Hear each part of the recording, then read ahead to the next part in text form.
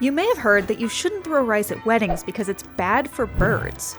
Because they will eat it and it will expand in their stomachs and hurt them or even make them explode. Fortunately, it takes more than a few grains to stop these tiny dinosaurs. And we can demonstrate why, with chemistry.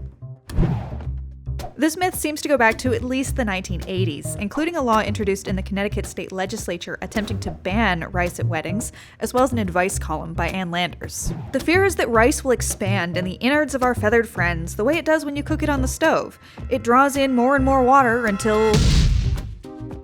Rice expands because it contains these starch granules. Starch has lots of water-loving hydroxyl groups, and it's packed up tightly inside those granules.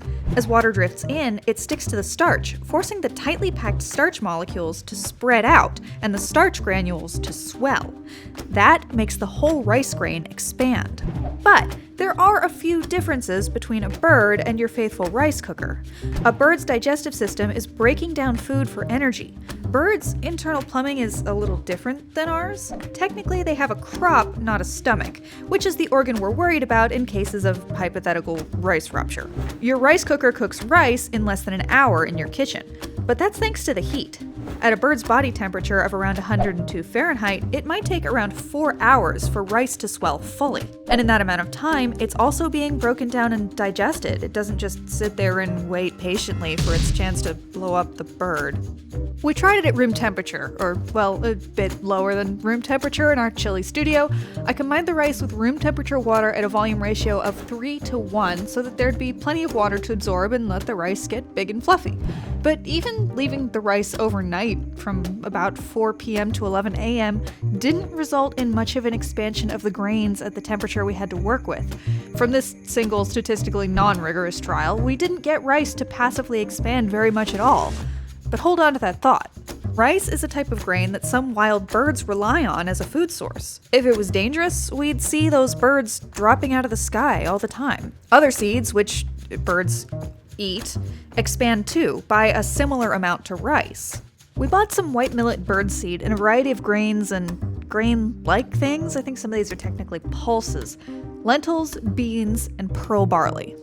We used the same volume of both grains and water for each trial, and left them for the same overnight interval as our rice, and, well, the millet floated, so it's hard to say.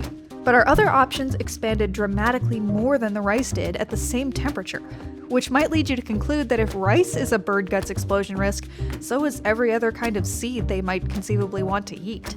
We're basing this demonstration on a 2005 paper in the American Biology Teacher by Dr. Jim Krupa, who found that instant rice expands way more than regular rice under the conditions you might find in a bird's digestive system.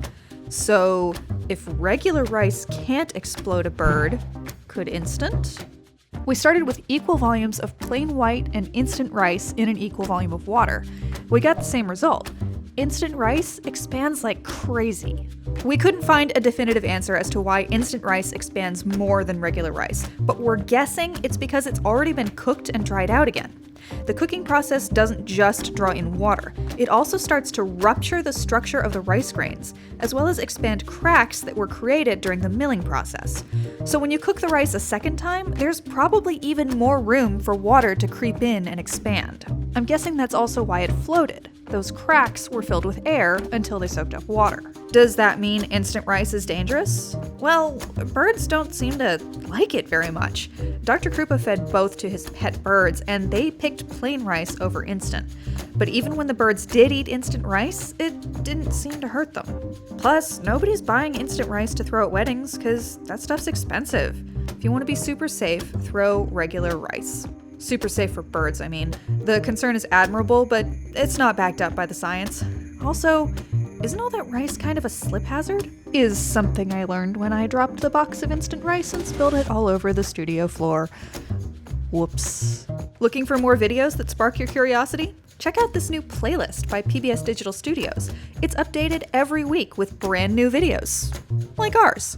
Thanks for watching. If you want to see us explode even more myths, remember to subscribe, hit the bell, and share with all your friends, especially the animal lovers who just got engaged.